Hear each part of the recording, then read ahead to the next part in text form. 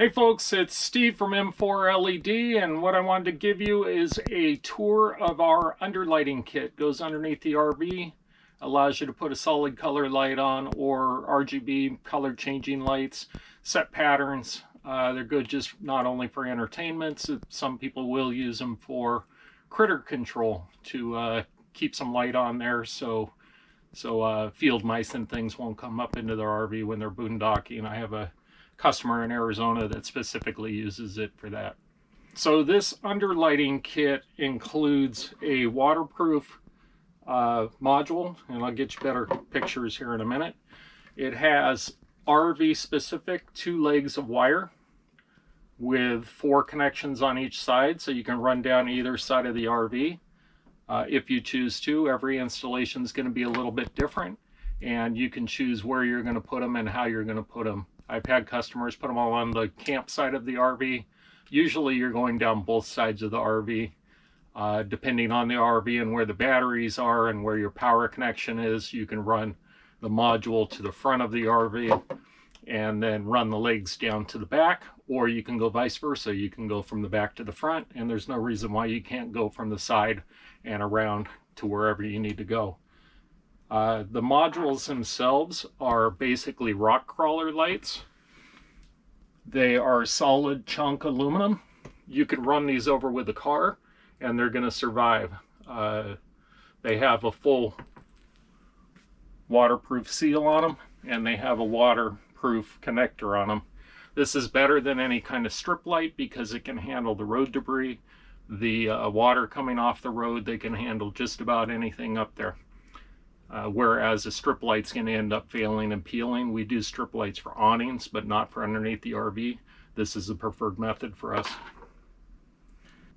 The standard kit comes with 8 of the pods, the controller with the 2 legs on it, stainless steel nuts and bolts if you choose to go that way on the installation, or stainless steel screws if you have a substrate that's softer to screw into. They are self-tapping, but they're not made to go through heavy metal.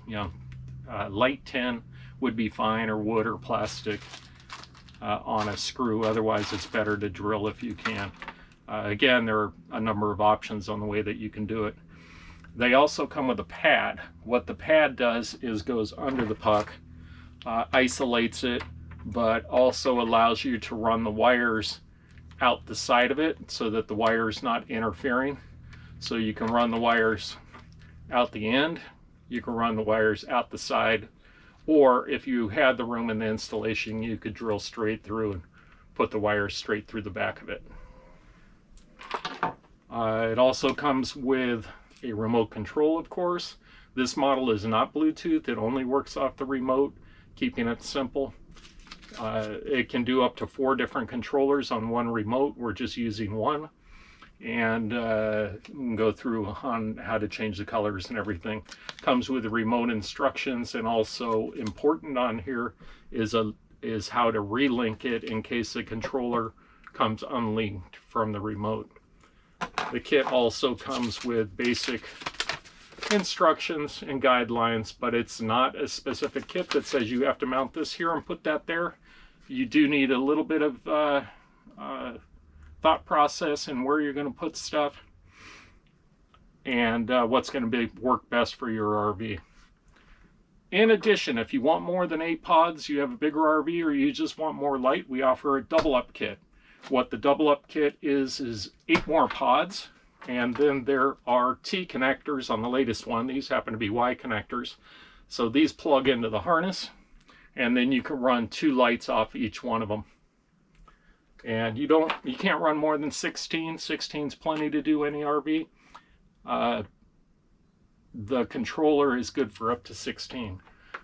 Also available in our store are some extension cables if you need to get one that's in a different location, a little bit further away. These are sold separately. The final thing the kit comes with is a fuse. Good to go. It's going to work with up to the 16 on the controller and a crimp in order to put that fuse on.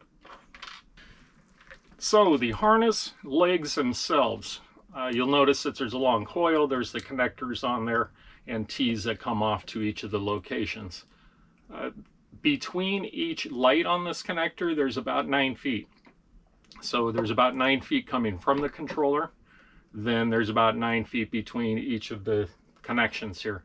You need to lay it out, and you can coil up what you don't need. I don't suggest cutting anything and putting it back together because this is a fully waterproof sealed unit, and it should be kept as so.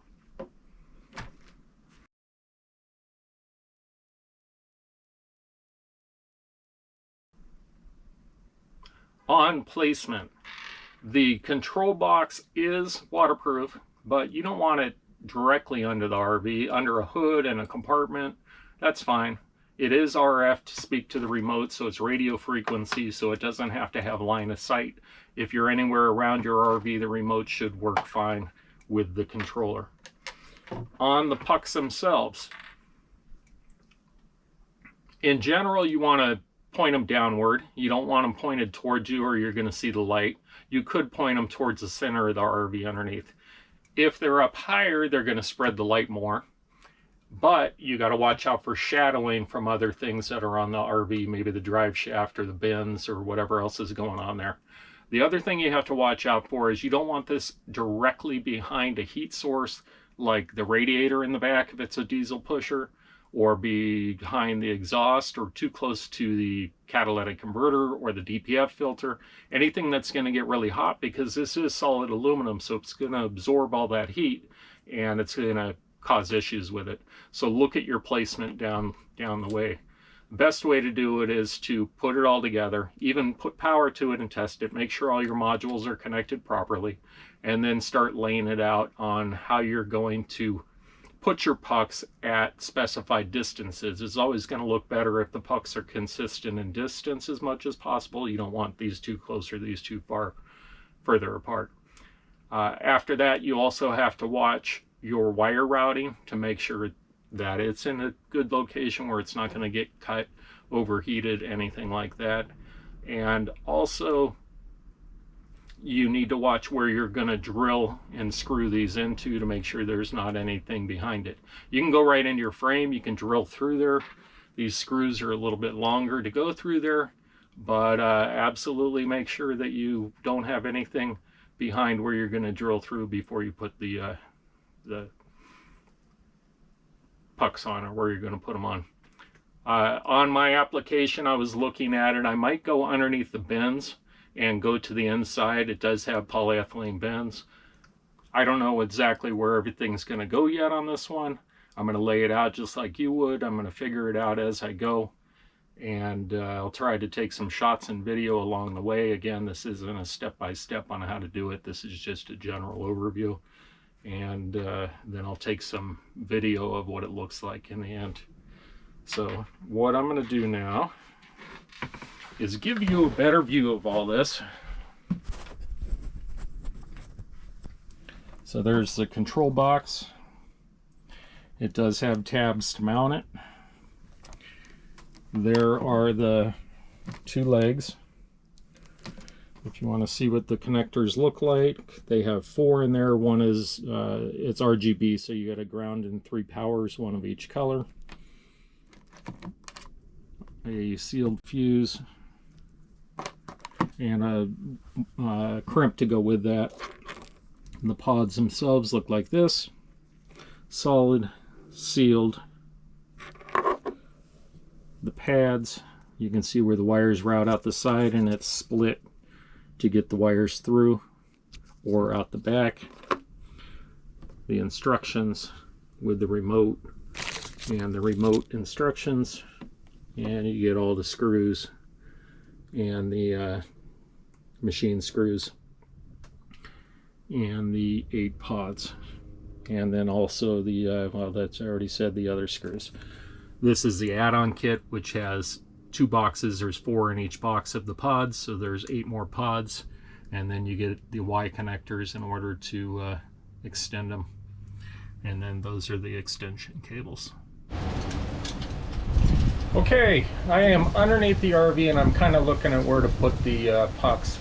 What I'm looking at here is my main frame rail would be an option, but that's a diesel particulate filter that's right there, and that's going to block a whole big section of that.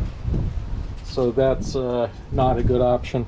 What I'm thinking is to get them towards the back of the storage bays with the screws going up into the bay, but they're going to be all the way in the back and they're really not going to be intrusive.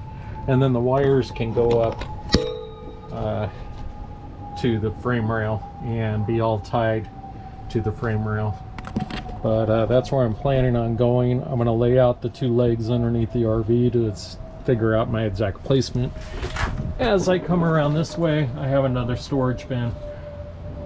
On the other side of the coach, I actually have the batteries, and but there are places like that beam across underneath the batteries that I can screw into and put a couple there. The generators on that side, same thing.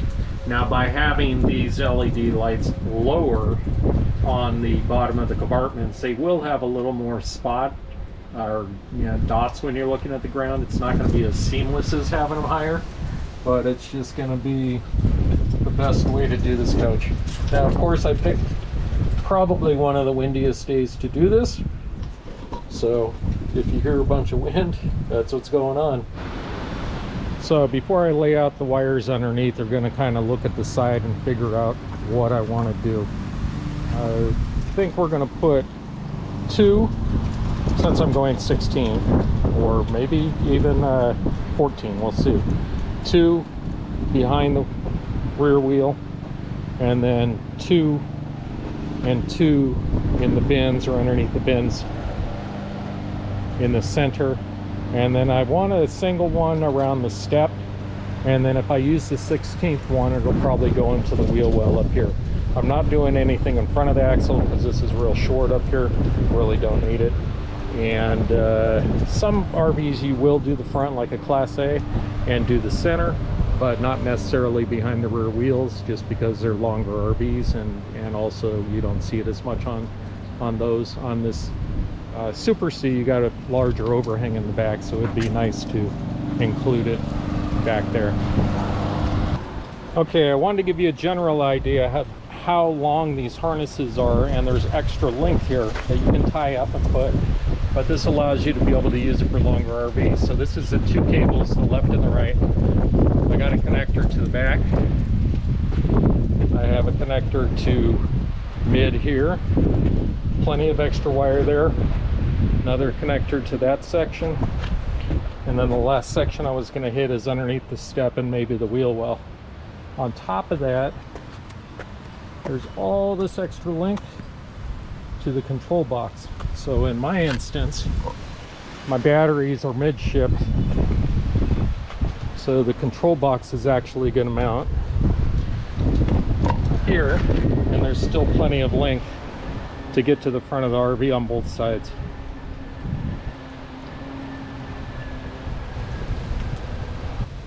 Alright, so here's just a quick look of where I ended up mounting the pucks to the bins. I did use the self-tapper on the back of these. They're right on the back edge, and they drill up into there. They're really not going to be intruding inside because they're right up against the edge on the inside, and they don't stick through very much.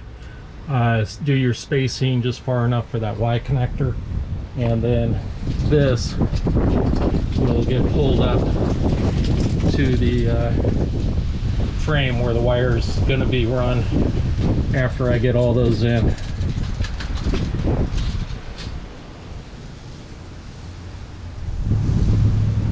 Okay, so here's where everything ended up at on the bins. Went into the back corners, so the screws are actually up into the very edge in the back. On some of the metal cross braces, like at the generator, it did drill through and use some machine screws, as is underneath the battery compartment. And then the other bins have the self-tapping screws in them too. Up in the front, went off the back of the gas tank. Now these don't fire down, these are firing side to side, but they're high enough that you won't be able to see them from the outside. and we'll see how it looks tonight.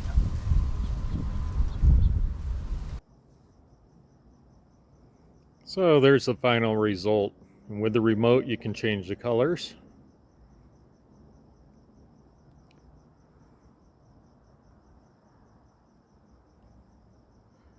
You can go to a simulated RGB white.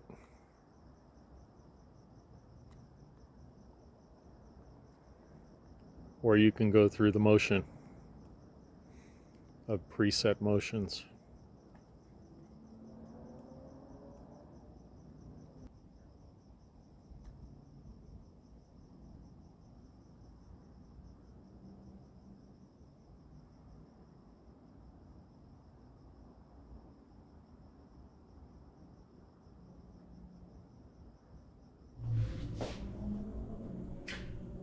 Okay, so that's a general review of the underlighting kit and installation. I did want to mention a couple more things.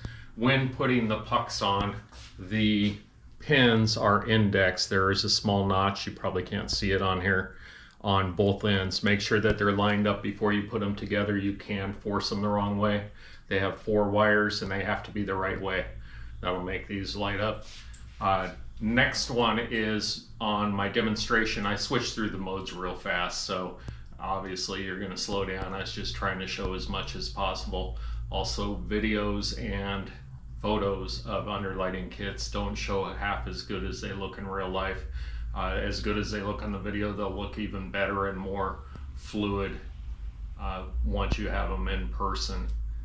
Be courteous to your neighbors at campsites. Some people don't like them. So, I mean, in boondocking, you're fine. You're out in the middle of nowhere. Definitely keeps the critters away and stuff like that. Just read your neighbors. You don't want to overwhelm them with light. And of course, you can just set them to a solid color and leave them that way. It doesn't have to be rotating colors all the time. You can set the brightness lower and higher with the remote. You can set the speed lower and higher with the remote. So they are customizable to meet your needs and blend in a little bit more. These are available at m4led.com. Look for RGB or look for Underlight, and that'll bring you to the item in the shopping cart. As always, if there's any questions, feel free to call, email, or reach out to us in any way, and we'll gladly get back to you with the best input that we can.